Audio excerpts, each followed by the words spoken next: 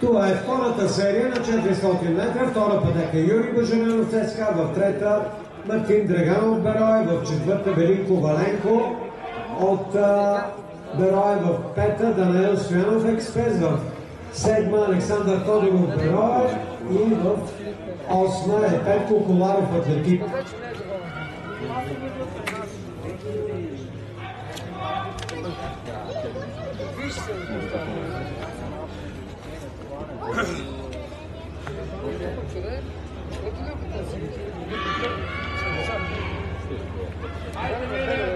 Велин Коваленко от Берой и Данаил Стоянов от Експрес в битка за първото място. Дали? Не. Велин Коваленко е първи, втори Данаил Стоянов, трети Юрий Божерянов.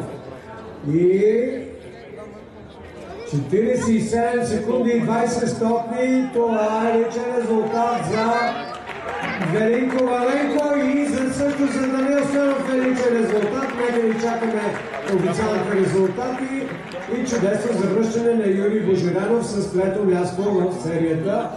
Ще чакаме официалните резултати.